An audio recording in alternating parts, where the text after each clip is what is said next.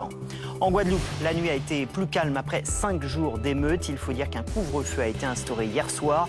Les mobilisations anti-pass et anti-vax avaient dégénéré avec un blocage des accès aux hôpitaux et de nombreuses violences. Là-bas, le taux de vaccination est de seulement 33%.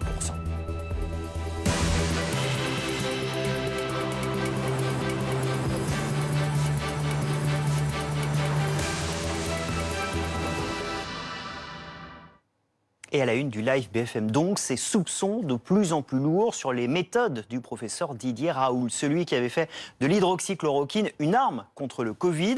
Eh bien, dans une enquête publiée ces dernières heures, Mediapart assure que des résultats scientifiques ont été faussés sous la contrainte du professeur pour valider ses hypothèses sur le fameux remède. Jordan Ray. Ils ont décidé de briser le silence pour dénoncer la méthode Didier Raoult. Plus d'une dizaine de salariés, des biologistes, des médecins ou encore des internes ont confié au site d'information Mediapart les conditions dans lesquelles auraient été menées les recherches sur l'hydroxychloroquine. Un ancien salarié de l'IHU de Marseille, toujours en contact avec certains salariés, raconte la pression psychologique exercée par Didier Raoult et les autres cadres de l'Institut hospitalo-universitaire. Ça va être une humiliation, on va dire, des personnes qui va passer par des brimades, des insultes et une remise en cause permanente en fait de leurs compétences. Et ce qu'il dit dans l'article, et c'est très bien, pour l'avoir entendu à plusieurs reprises, c'est que les gens ne sont pas là pour réfléchir. Les salariés dénoncent également la falsification des résultats scientifiques afin de démontrer l'efficacité de l'hydroxychloroquine contre le Covid-19. Mediapart a consulté des documents et ont eu de nombreux témoignages qui expliquent qu'au sein de l'IHU, des chercheurs ont été poussés à trafiquer des données concernant l'hydroxychloroquine pour faire en gros apparaître des résultats qui sont favorables, alors qu'en fait ce n'était pas forcément le cas. Dans un communiqué, les hôpitaux de Marseille ont réagi. Les faits rapportés, s'ils étaient avérés, constitueraient des dysfonctionnements graves. La PHM prend donc l'initiative d'une enquête interne afin de confirmer, le cas échéant, la véracité des faits rapportés par la presse. Le 22 octobre dernier, les hôpitaux de Marseille avaient déjà demandé une enquête interne au sein de l'IHU, après un autre article toujours de Mediapart sur des supposés essais cliniques illégaux contre la tuberculose menés depuis 2017. Alors, ces nouvelles accusations, évidemment, méritent décryptage. On va faire ça avec Kelly Lafin du service santé de BFM TV. Patrick Pelou, bonjour. Merci d'être avec nous. Vous êtes, je le rappelle, président de l'Association des médecins urgentistes de France. Kelly, d'abord, pour qu'on comprenne bien, de quels résultats parle-t-on? Quels résultats auraient été faussés? Alors, selon Mediapart, donc, il s'agit d'une étude qui a été publiée le 17 mars 2020. Elle compare les résultats des patients à Marseille qui ont été traités avec l'hydroxychloroquine et ceux donc du groupe contrôle qui est à Nice, donc des patients qui ne sont pas traités avec l'hydroxychloroquine. Et elle démontre, cette étude notamment, que la charge virale des patients traités avec l'hydroxychloroquine diminue beaucoup plus rapidement que le groupe contrôle. C'est ce qu'on voit effectivement sur ce graphique. Exactement, qui est issu donc de cette étude. Or, selon les révélations de Mediapart, les données de base auraient été modifiées, ce qui aurait truqué les résultats. En clair, la valeur du seuil de détection du virus aurait été plus élevée pour les patients à Marseille que les patients de Nice, ce qui laissait penser mathématiquement que le virus disparaissait beaucoup plus rapidement à Marseille. Vous restez avec nous, Kelly. Patrick Pelou, fausser des études et des résultats scientifiques pour prouver le bien fondé de l'hydroxychloroquine, si c'est avéré, c'est quand même grave. C'est très grave parce que, si vous voulez, c'est quelque chose qui va faire un jeu de domino. C'est-à-dire qu'on a tous eu le débat en mars 2020 sur l'hydroxychloroquine ou pas, et des études complémentaires sont arrivées avec le temps, démontrant que ça servait à rien. Bon. Vous vous rappelez les polémiques qu'il y a eu, le soulèvement qu'il y a eu, populaire, autour de la personnalité de Didier Raoult. Bon, là, il y a plusieurs questions. C'est-à-dire que, ça va lancer le discrédit sur l'université et les recherches françaises parce que ça a eu un ressort international. Donc, c'est pas bon. Deuxièmement, ça souligne la problématique qu'il y a sur la véracité des études et des réformes comme mon organisation qu'on réclame, c'est-à-dire vraiment plus de transparence au sein des universités de la médecine, au sein de la recherche, que ce soit beaucoup plus ouvert, beaucoup plus démocratique, et que, en fait, qu'est-ce qui s'est passé là? En fait, vous avez une personnalité très forte, avec un groupe qui a fait ses études, et en fait, pas droit de regard, pas droit de contrôle. Donc il y a une modernité à avoir dans le monde médical et d'université.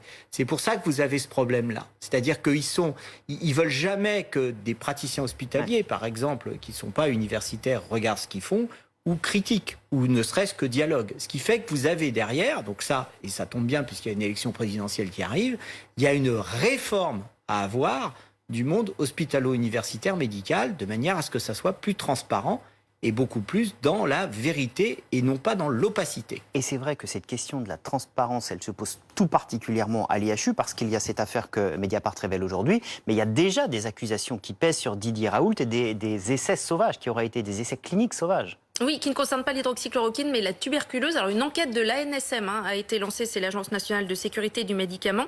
Donc, elle fait suite à de précédentes révélations dans la presse, dans l'Express et dans Mediapart. Donc, concernant des essais sur un traitement contre la tuberculose, l'IHU, donc selon ces articles, aurait pratiqué une expérimentation sauvage des patients avec une combinaison de médicaments qui n'avaient jamais été évalués auparavant. Les conséquences auraient été dramatiques puisque certains patients auraient eu des complications rénales, l'un d'eux aurait dû subir une intervention chirurgicale. La NSM a donc annoncé fin octobre qu'elle saisissait le procureur et qu'elle diligentait une inspection au sein de l'IHU de Marseille. Merci Kelly, on continue évidemment à suivre ce dossier de presse ce matin dans le live BFM. Patrick Pelou, vous restez évidemment avec nous puisqu'on va parler du Covid. Il y a une question ce matin assez simple, la troisième dose, la dose de rappel va-t-elle bientôt concerner tous les Français? Deviendra-t-elle même indispensable au pass sanitaire? On dit déjà oui sur ma gauche. Vous allez pouvoir nous expliquer pourquoi dans un instant. En tout cas, le chemin, il a bien été ouvert. Ça, c'est sûr, par la Haute Autorité de Santé qui, dans son rapport remis il y a quelques heures, préconise d'ores et déjà un rappel pour tous les plus de 40 ans. Un conseil de défense devrait se pencher sur la question la semaine prochaine. Jordan Ray. Faut-il généraliser la troisième dose à tous les Français vaccinés depuis plus de 6 mois? La question divise. S'il y a un risque et qu'il faut faire une troisième dose, s'il y a des deltas, des variants, je le ferai. Moi, je résisterai jusqu'au bout à cette troisième dose. Je pense que 2 doses, ça suffit amplement. Je pense que c'est une super idée pour éviter un prochain confinement, par exemple. Ça serait terrible maintenant qu'on a commencé à revivre, à ressortir en bar, en boîte. Donc je pense que c'est indispensable de le faire le plus rapidement possible. La Haute Autorité de Santé préconise désormais une dose de rappel à partir de 40 ans. Sur Twitter, Olivier Véran, le ministre de la Santé, annonce que l'élargissement du rappel aux moins de 50 ans sera étudié prochainement. La décision devrait être actée par l'exécutif dans les prochains jours. Pour cet infectiologue, la France se dirige vers une troisième dose généralisée. Alors je ne peux pas vous dire quand, mais déjà on en est à 40 ans et on a vu que dans certains pays, c'est tous les adultes devront faire une dose de rappel, mais après 6 mois, vous voyez? Parce que pour le moment, ils sont encore efficaces et il faut garder les doses. Dans cette pharmacie parisienne, les clients commencent à poser des questions sur leur éligibilité pour la dose de rappel. Tous les gens qui ont pu voir l'allocution du Monsieur le Président, on doit être un petit peu dans le questionnement, à savoir à quelle période ils vont avoir la nécessité de faire cette fameuse troisième dose pour valider leur pass sanitaire. C'est surtout ça aussi qui inquiète les gens. Avec l'ouverture de la troisième dose pour les 40-49 ans, plus de 8 millions de Français supplémentaires seraient éligibles. Et nous en rejoint sur ce plateau Prisca Thévenot, bonjour, Bonjour. porte-parole de La République En Marche, Benjamin Lucas, bonjour, Bonjour. porte-parole de la campagne de Yannick Jadot, conseiller régional d'Île-de-France Génération, Hauts-de-France, Génération, et Patrick Pelou, toujours avec nous. Merci. Patrick Pelou, peut-être une question d'abord pour vous, parce qu'on parle de cette troisième dose. Vous commenciez déjà sur le lancement du sujet à me dire oui, il faut imposer la troisième dose à tout le monde. Alors oui, alors déjà, il faut vraiment insister pour que les gens se vaccinent. Premièrement. Deuxièmement, ce qui se passe là, à l'heure actuelle, donc c'est évidemment la politique de rouvrir les vaccinodromes et de ravoir une politique pour inciter les gens qui ne sont pas encore vaccinés, 6 à 7 millions, c'est important. Donc ça, je pense que tout ce que fait à l'heure actuelle le ministère de la Santé et le gouvernement est hyper important parce que cette maladie tue. Bon, on a une remontée des patients en réanimation, c'est une réalité. Les patients qu'on met en réanimation ne sont pas vaccinés. D'accord? Donc, on le sait. Bon. Maintenant, ce qui a été démontré là, c'est qu'en fait, le vaccin, au bout de 6 mois, en fait, l'immunité baisse un petit peu. À mon avis, il faut ponctuer ça avec des particularités individuelles, mais en gros, on ne peut pas aller sur des particularités individuelles. Il faut une politique de santé publique, donc on revaccine.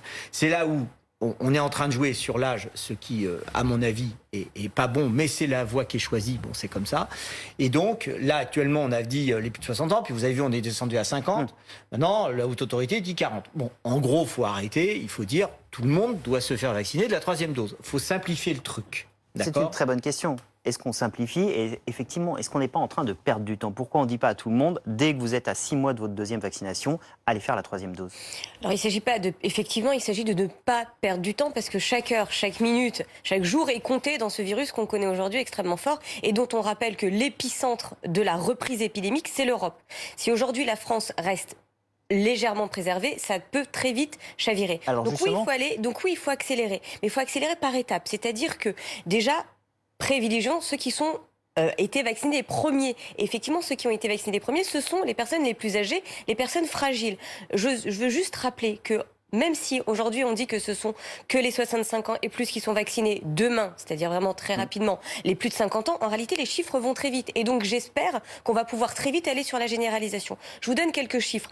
Depuis le début de l'ouverture de la 3e dose, il y a 5,2 millions de personnes qui ont fait leur appel. Rien que sur la journée d'hier, c'est 330 000 doses qui ont été mises, qui ont été injectées, dont 200 000 sur juste le rappel vaccinal. Donc qu'est-ce que ça montre? Ça montre que cette campagne de rappel se passe bien, se déroule bien. Les Français s'en sont saisis pleinement parce qu'ils ont compris l'importance. Mais aussi, on a des personnes qui étaient jusque-là réfractaires, qui y vont, qui n'avaient pas encore eu une seule dose et qui commencent à se dire que peut-être il serait temps d'aller se faire vacciner. Un peu comme pour la première dose, on commence à réentendre aussi quand même des Français dire c'est bon, on a été 1 fois, 2 fois, et avoir un petit peu plus d'hostilité sur la 3e dose. Est-ce que la stratégie qui est mise en place avec cette répartition pour l'instant par tranche d'âge vous semble la bonne stratégie?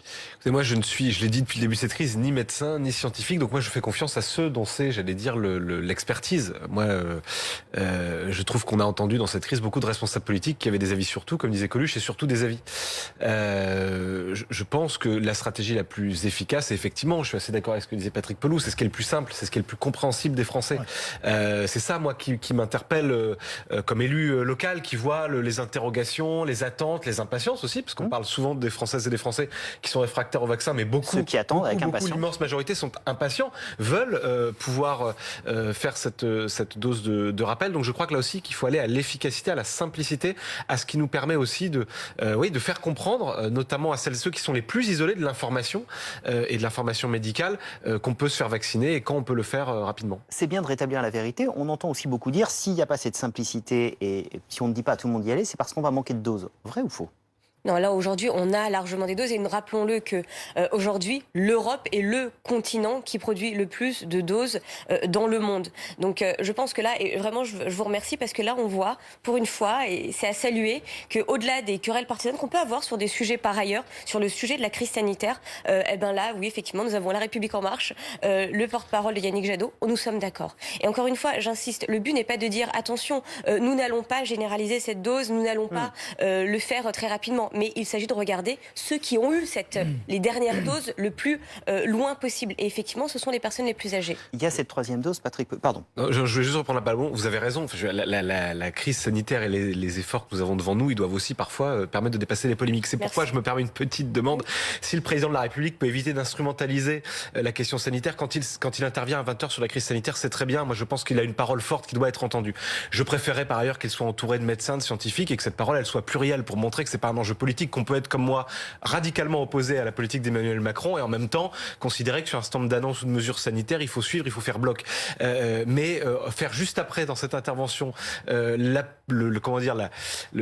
défense de sa politique économique et sociale, à mon avis, amoindrit le message sanitaire sur lequel on doit faire bloc. On a des désaccords fondamentaux les uns et les autres sur la politique à mener, économique, sociale, etc. Ça serait bien qu'on isole, j'allais dire qu'on confine un peu, si je puis dire, la question sanitaire du reste pour éviter d'instrumentaliser politiquement et de créer des fausses polémiques là où il n'y a pas lieu d'en avoir. Alors on va revenir à la politique par un autre biais, parce que la 3e dose, tout le monde est à peu près d'accord. Il y a la question de potentiel d'autres restrictions. On voit ce qui se passe en Autriche, retour d'un confinement. On voit ce qui se passe en Allemagne avec des restrictions de plus en plus dures, notamment pour les non-vaccinés. Est-ce que Patrick Pelloux, d'un point de vue sanitaire, vous dites qu'aujourd'hui, on devrait commencer à resserrer un peu la vis en France de manière préventive pour pouvoir passer les fêtes de Noël tranquille. Ce qui se passe dans les autres pays ils ont été à la traîne. Ils se sont même moqués de la France quand d'un coup on a fait les confinements, quand on a eu des politiques qui ont été, à mon avis, très bonnes sur le port du masque, même en extérieur. C'est ce qui a permis de freiner et ce qui a permis de faire cette transition avec une grande politique vaccinale. Donc, évidemment, ils sont un peu à la traîne. D'autre part, vous aviez des pays qui étaient plus ou moins plus touchés que nous. Et évidemment, ce qui se passe en Allemagne, c'est un peu ce qu'on a connu il y a quelques mois. Donc, à mon avis, l'idée de se dire on va reconfiner, etc., à mon avis, ça s'éloigne. Ça s'éloigne si justement vous avez une politique vaccinale ambitieuse. Mais ça suffit? Plus, non. Plus. Réaffirmer les gestes barrières. Ça ne vous aura pas échappé. Quand vous allez dans les cafés, les restaurants, le gel hydroalcoolique, c'est un peu éloigné. D'accord? Les gestes barrières, ce sont un peu là. Distanciation. Mais ces physique, deux éléments-là masque. peuvent suffire, Patrick Pelloux, selon vous? Si nous avons les gestes... De toute façon, on n'en a pas d'autres, pour l'instant. C'est-à-dire que, on a le vaccin qui vraiment est important. Alors, bien sûr, j'entends les critiques des gens qui disent, alors, vous nous avez dit une dose, puis une deuxième dose, puis non, une troisième, alors pourquoi pas dans quelques mois une quatrième? Bah oui, mais c'est l'évolution de la science. C'est-à-dire que oui, ça va peut-être choquer, hein, mais la science, elle évolue et on est en train de suivre, pour la première fois de l'histoire de l'humanité, une pandémie quasiment en direct. Sur les chaînes d'infos en direct, on la suit en direct. Ça veut dire qu'en effet, il y a des choses qu'on a dit il y a un an, en fait, qui se sont avérées stupides, d'accord? Et puis il y en a d'autres qui se sont avérées utiles. Ce qu'on sait, c'est qu'on a le vaccin, les gestes barrières. Ce virus, et c'est pour ça que vous êtes là, ce virus est éminemment politique et social. Et en effet, il faut aller toucher les gens pour qui... finalement, le vaccin, c'est pas forcément accessible, c'est pas forcément pour eux. Et ils touchent la grande pauvreté. Avec l'épidémie d'obésité, c'est les premiers à être touchés. Ceux qui se soignent pas de l'hypertension, du diabète. Donc d'un coup, c'est un virus qui doit générer de la part des pouvoirs publics encore plus d'empathie, encore plus d'humanité, et de se dire, faut qu'on aille au plus près des gens qui doivent se faire vacciner. Et il y en a, vous avez vu, il y a des plus de 80 ans qui refusent catégoriquement d'être vaccinés. Ça c'est regrettable, parce que c'est des personnes à risque. Je vais évidemment vous donner la parole dans un instant, mais je voudrais qu'on fasse un crochet, parce qu'on parle des gens qui peuvent être un peu réticents encore à la vaccination. Il y a quand même aujourd'hui un territoire où on l'est, c'est la Guadeloupe. Plus de 5 jours d'émeutes en Guadeloupe. On va retrouver notre correspondante sur place, Amandine Asensio. La nuit a été un peu plus calme la nuit dernière. Il faut dire qu'un couvre-feu a été mis en place, que des renforts de forces de l'ordre ont été annoncés, 200 gendarmes et policiers qui vont arriver. Mais la mobilisation des antivax, des antipasses, elle reste extrêmement forte chez vous. Oui, bonjour à tous. Alors, la nuit semble avoir été un petit peu plus calme, hein. C'est une information que je ne peux pas tout à fait confirmer parce que selon les réseaux sociaux et aussi certains témoignages qui me sont remontés, on a pu voir qu'il y a quand même eu quelques feux de barricade, peut-être même des échanges de tirs à balles réelles à Pointe-à-Pitre. Mais effectivement, ça a été un petit peu plus calme a priori, parce que le jour se lève à peine en Guadeloupe cette nuit. Mais oui, la mobilisation reste quand même assez intense. Les personnes qui refusent de se faire vacciner, c'est quand même essentiellement les soignants et les pompiers qui refusent l'obligation vaccinale. Bien que dans les chiffres officiels, on est quand même sur des taux de vaccination qui sont assez importants, notamment au niveau de l'hôpital, où il y a 87% d'après le CHU du personnel hospitalier qui est vacciné. Après, il y a quand même un soutien dans la population de cette démarche-là, notamment sur la suspension, parce que les soignants qui ne sont pas vaccinés et les pompiers qui ne sont pas vaccinés sont suspendus ou menacés de suspension pour d'autres corps de métier comme les personnels soignants de l'éducation nationale. Et la population est quand même assez encline à suivre le mouvement dans la mesure où elle estime, en tout cas les manifestants, on ne peut pas priver quelqu'un de salaire. Merci Amandine Asensio pour ce point de situation important ce matin. Il faut rappeler le taux de vaccination en Guadeloupe, 33%. On est évidemment très loin des 75% sur l'Hexagone. C'est les restrictions qui soulèvent la colère là-bas. Est-ce qu'aujourd'hui on pourrait remettre des restrictions en France sans susciter cette colère-là ? Alors, c'est les restrictions et puis comme le disait effectivement votre correspondance, c'est aussi qu'il y a un mouvement quand même, il faut le dire, anti-vax, très très fort. Alors attention, il ne faut pas faire des liens trop rapides entre anti-vax et anti-pass, mais il y a quand même aussi un gros phénomène d'anti-vaccination qu'on a un peu moins sur l'Hexagone. Mais je dois rappeler encore une fois que là où nous parlons de voir cette 5e vague arriver, eux, la pression épidémique n'a jamais diminué. Et donc c'est ça qu'il faut rappeler. Parce que quand on voit ces images qui sont extrêmement graves, extrêmement choquantes, ce n'est pas que la crise sanitaire qui est mise en difficulté, enfin notre combat contre la crise sanitaire, c'est aussi toute la santé publique sur un territoire qui est mise en difficulté. Quand on empêche des personnes d'accéder, des soignants d'accéder à un hôpital, ça pose des problèmes au-delà d'un simple sujet de passe sanitaire. Donc moi, ce que je rappelle, c'est d'appeler au calme. Effectivement, Gérald Darmanin et Sébastien Lecornu, les 2 ministres en charge, ont annoncé des renforts de gendarmes et de policiers qui vont arriver dans les jours à venir. Mais là, j'en appelle au plus grand calme parce que finalement, on oublie juste quelque chose. Si on n'est pas d'accord avec quelque chose, une décision politique, le droit de manifester existe. Mais le droit d'aller se faire soigner, le droit d'aller se faire prendre en charge, ça, pour le coup, ça doit rester absolu. Mais c'est vrai qu'on se repose ces questions sur les restrictions et sur ce qu'elles peuvent générer. Il y a la Guadeloupe là, on a eu un exemple extrême la nuit dernière aux Pays-Bas, à Rotterdam, avec des nouvelles manifestations contre les restrictions sanitaires. La police a dû tirer à balles réelles, blessant plusieurs personnes parce que justement la tension était très forte. Est-ce que d'un point de vue politique, aujourd'hui on est en capacité de reprendre des restrictions s'il le fallait, ou est-ce qu'aujourd'hui le pays en a marre? Il y a plusieurs choses. D'abord, sur la Guadeloupe, c'est un territoire où la colère est légitime. C'est un territoire plus pauvre que les autres dans notre pays.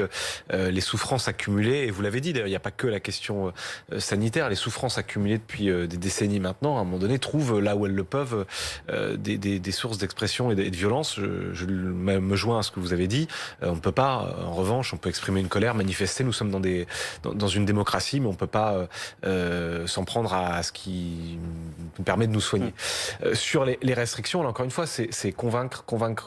Il y a un moment donné où il faut quand même se protéger. Et vous l'avez dit, il y a des mouvements. Moi, j'étais très choqué quand dans des manifestations anti-pass, anti-vax, souvent quand même il y avait du mélange. On s'en est pris ici à des restaurateurs, là à des policiers, etc. Je crois qu'il faut là aussi avoir le sens de l'intérêt général, tout le monde. Et donc le sens de l'intérêt général, ça peut être aussi, je le disais tout à l'heure, si on veut convaincre, il faut aussi peut-être dépolitiser, et c'est moi qui le dis, alors que je pense que tout est lié à la politique, mais dépolitiser un certain nombre de paroles. Et moi je pense qu'on devrait avoir, on l'avait au début de la crise, l'expression des scientifiques, l'expression des médecins. Moi j'aimerais un grand 20h par exemple, des médecins, des scientifiques, de nos médecins du quotidien, de nos soignants, de celles que nous avons applaudi. Il y a quand même beaucoup d'émissions spéciales, notamment chez nous, mais chez nos confrères aussi. Bien sûr, mais justement là, puisqu'on parle de ce qu'il faut maintenant, puisque nous sommes dans un moment où on arrive devant une nouvelle vague, où l'angoisse se fait de plus en plus pressante, je pense que là aussi, peut-être, c'est pas à un moment donné au président de la République de s'exprimer, peut-être c'est pas forcément au gouvernement de s'exprimer, peut-être c'est, ou alors de le faire à côté de celles et ceux qui inspirent beaucoup plus confiance. Encore une fois, je ne préjuge pas de pourquoi cette confiance existe ou pas, mais à eux de s'exprimer. Sur ces mesures de restriction, et je commence juste par vous, est-ce que, oui ou non, s'il y a besoin, le président osera appuyer sur le bouton pour dire oui, là, il faut remettre des mesures de restriction plus dures? Dans une crise comme celle que nous sommes en train de vivre, rien ne doit être écarté. Il ne s'agit pas de brandir un chiffon rouge, mais bien évidemment, rien ne peut être écarté. La crise, comme vous l'avez dit, docteur, nous a souvent donné tort, donc ça, il faut le regarder. Maintenant, sur le sujet des restrictions, je pense que c'est un sujet éminemment politique. Bien évidemment, le sanitaire est la première boussole, mais c'est éminemment politique parce qu'il y a des conséquences économiques, sociales, de violence. Donc ça, vous serez d'accord avec moi pour dire que c'est pas au président tout seul de décider, qu'il faut qu'à un moment donné, par exemple, le Parlement, par exemple, le Parlement, les élus locaux. On a vu dans cette crise, les pays, il y a beaucoup de pays aussi où les mesures sont plus acceptées, plus facilement acceptées, parce qu'elles viennent aussi d'un consensus qui est créé politiquement. Et comme vous le savez, il y a eu des débats à l'Assemblée nationale. On est là dans la 5e République. Oui, mais il y a des débats sans vote. Les parlementaires, y compris de la majorité, moi beaucoup me l'ont dit, apprennent quand ils regardent le président de la République ce qu'il va dire aux 20h. Ça veut dire qu'il n'y a pas de, il faut en moment travailler ensemble. Churchill dans son cabinet de guerre, on a beaucoup parlé de guerre, c'est un vocabulaire que j'ai pas fait bien pendant la crise. Churchill dans son cabinet de guerre, il avait des opposants politiques. Pourquoi dans le Conseil de défense sanitaire, Emmanuel Macron n'a pas autour de la table des représentants de l'ensemble des familles politiques pour décider ensemble et pour du coup convaincre ensemble la population que les mesures qui sont prises sont les bonnes. Convaincre pour faire passer des nouvelles restrictions si elles étaient bien sûr nécessaires. il n'y a jamais eu autant de médecins sur les plateaux de télé, d'accord. Il y a, voilà, on s'est doté d'un conseil scientifique que je trouve assez ubuesque, mais bon, ils ont voulu un conseil scientifique qui est, en plus de la Haute Autorité de Santé publique France, des ministères, de la Direction générale de la santé, etc. C'est le bal des acronymes. Vous avez un niveau scientifique des Françaises et des Français, mine de rien, en 1 an et demi, ils sont devenus quand même... Bon. Non, juste un mot sur la Guadeloupe, parce que nous, on a eu les témoignages et les retours de tous les soignants qui y sont allés. Des pompiers qui ont voulu aller renforcer les pompiers de Guadeloupe et à qui on a dit non, on n'a pas besoin de vous. D'accord ? Donc, il y a eu, en effet, une espèce de rage qui s'est exprimée, qui remonte à longtemps. Mais moi, je voudrais vous dire un truc. C'est qu'en plus de ça, on n'en parle pas suffisamment, vous avez toute la mainmise de l'Église évangéliste sur une partie des soignants sur place qui sont anti-vaccins, en effet. Et je voudrais plutôt qu'on se penche sur justement cette espèce d'élan qu'il y a contre la République et contre le vaccin en prétextant l'épidémie pour faire un soulèvement avec derrière l'Église évangéliste qui met vraiment de l'huile sur le feu. Et ça, c'est pas bien. C'est pas bien ce qui se passe parce qu'on joue avec la population. Maintenant, aux Antilles, vous avez pratiquement toutes les familles qui ont été touchées. On a fait revenir, d'accord, des malades des Antilles. On voit à l'heure actuelle, je vous le dis vraiment, des gens qui se réveillent de réanimation en France, et la première chose qu'ils vous disent, c'est qu'ils regrettent de ne pas s'être fait vacciner. D'accord ? Donc, c'est bien de tout casser, de tout brûler, mais voilà, là, les émeutes qui prétextent un virus, c'est juste que la politique qui est mise en charge, et par rapport au vaccin, vous n'avez jamais eu un vaccin qui a été autant surveillé. Surveillé, c'est des milliards de doses qui ont été faites et il n'y a pas de conséquences. Il faut le rappeler parce que vous avez bel et bien, je vous le dis, il y a bel et bien un coup qui est en train de se dérouler sous nos yeux en Guadeloupe et ça doit vous interpeller en tant que politique parce que l'ennemi, c'est pas forcément celui que vous croyez. Avec seulement, je le rappelle, 33% de la population vaccinée en Guadeloupe. Merci beaucoup à vous trois d'être venus nous éclairer sur le plateau du live BFM. Tout de suite, c'est le journal des sports. Retrouvez votre programme avec Céleste. La connexion Internet par fibre optique dédiée à votre entreprise.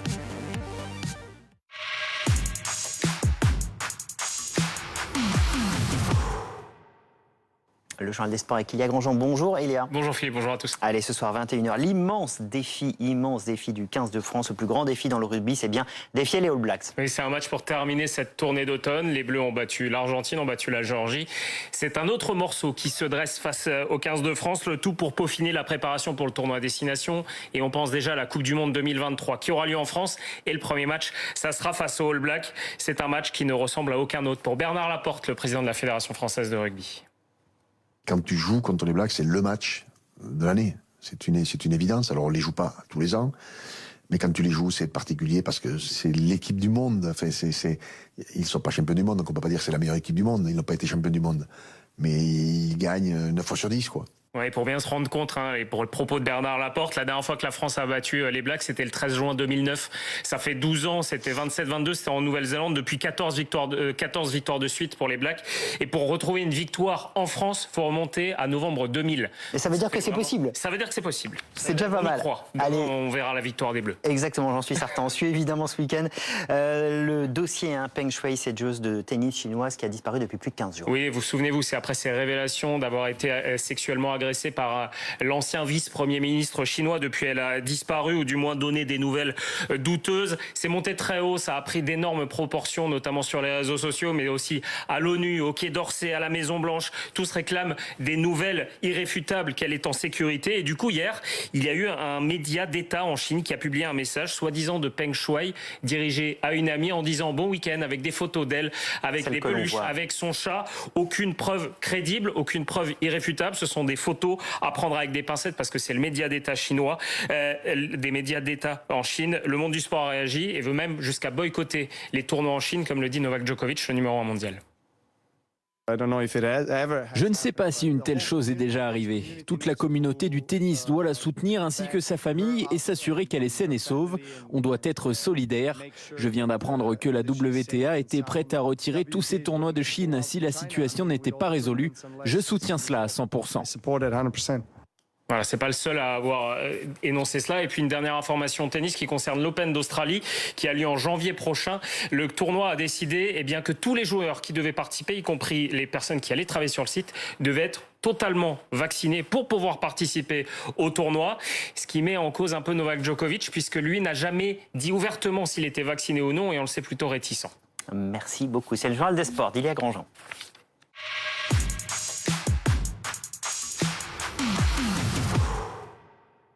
C'était votre programme avec Céleste. La connexion Internet par fibre optique dédiée à votre entreprise. Il est 11h30, soyez les bienvenus si vous nous rejoignez sur BFM TV, la suite du live BFM et à la une l'Europe face à la 5e vague de Covid. Ces dernières heures de liberté en Autriche où le confinement prendra effet lundi en Allemagne. Les mesures de restriction se multiplient également. La France pourra-t-elle y échapper? Le décryptage analyse dans un instant.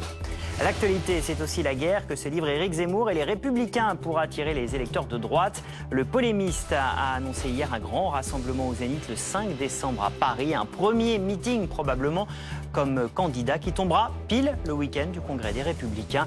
Les dessous de cette bataille rangés, décryptés dans le live BFM.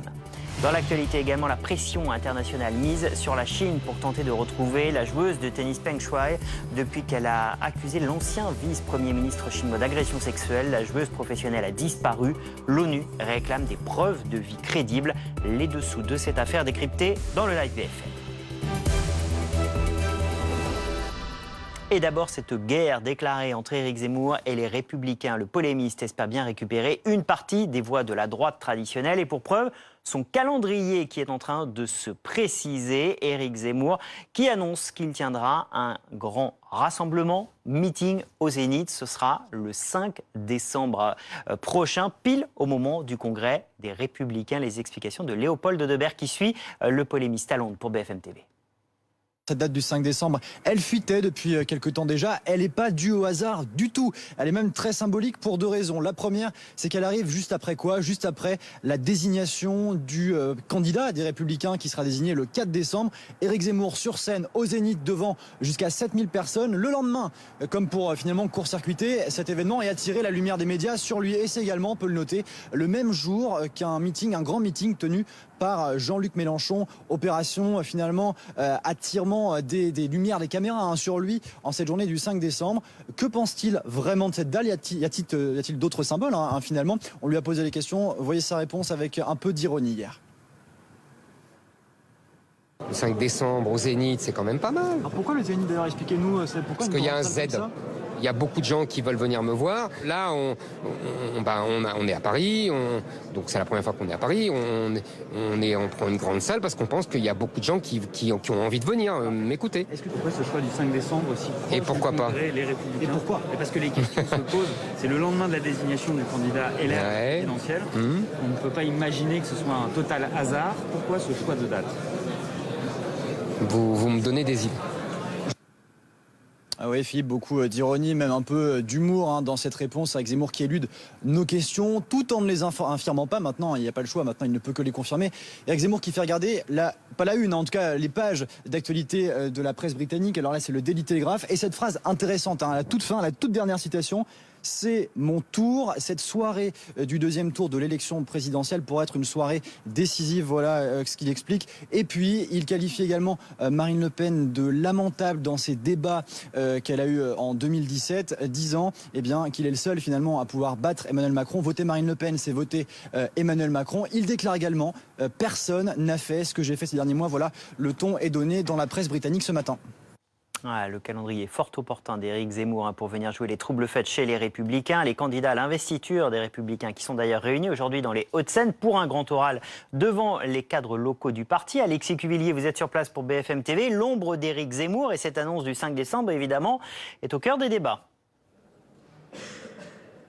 Évidemment, et Christian Jacob y a d'ailleurs fait une référence un peu sibylline dans son propos introductif de ce Conseil national des Républicains, en évoquant le bon timing choisi par le parti pour son congrès, puisqu'il aura lieu le 3-4 décembre et que Éric Zemmour, vous l'avez rappelé, doit faire ce grand meeting le lendemain, le 5 décembre. Michel Barnier, le premier des candidats auditionnés, lui n'a pas évoqué pour l'instant nommément Éric Zemmour, même s'il a assumé une fois encore des positions assez fortes en matière d'immigration et notamment une limitation du regroupement familial. C'est le candidat Philippe Juvin qui a évoqué le polémiste lors de son arrivée, tandis que ses concurrents, eux, ont préféré insister sur l'importance de la réunion d'aujourd'hui. Écoutez ces candidats au micro d'Alizé Boissin.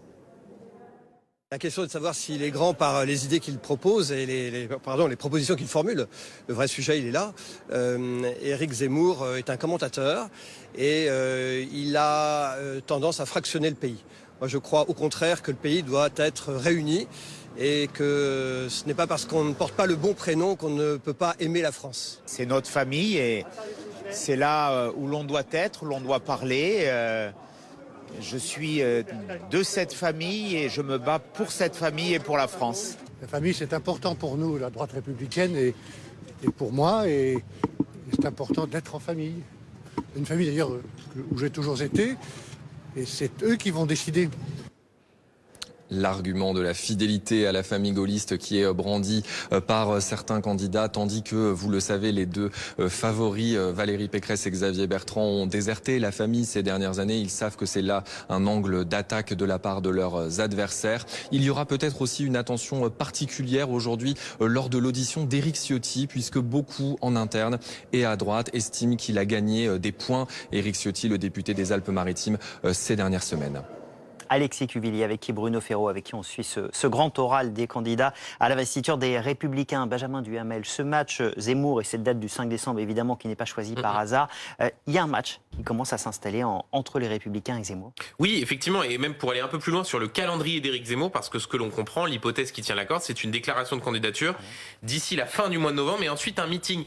Ce qui permet en fait de prendre en tenaille, en tout cas c'est l'espoir d'Éric Zemmour, les Républicains. Pourquoi ? Parce que si vous déclarez votre candidature avant la fin du mois de novembre, ça veut dire que lors du dernier débat télévisé des Républicains, qui sera le 30 novembre, eh bien vous forcez les 5 candidats à répondre aux questions des journalistes, leur disant voilà comment vous réagissez, maintenant il est entré en campagne. Et bien sûr, avec le meeting le 5 décembre, c'est au lendemain de la désignation du candidat LR qui sera désigné le 4 décembre. Donc bien sûr, il y a cette bataille politique qui d'ailleurs se voit dans les sondages où chacun scrute très précisément la façon notamment dont Éric Zemmour évolue auprès de l'électorat Les Républicains. Et il y a un signal d'alerte pour lui dans le baromètre Ipsos pour le point qui est sorti cette semaine. Il perdait 4 points de popularité et 16 points chez les Républicains.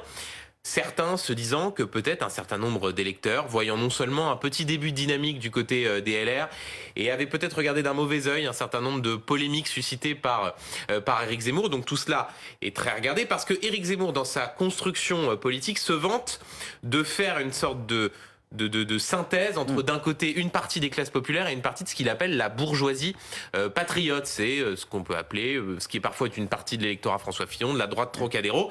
Et donc, bien évidemment, il y a une part du gâteau que les LR et Éric Zemmour se partagent. En l'état, dans les sondages, on voit bien qu'Éric Zemmour est plutôt devant, même si ça a tendance à stagner. La vraie question sera de savoir la dynamique que sera susceptible d'enclencher le candidat LR une fois passé le 4 décembre.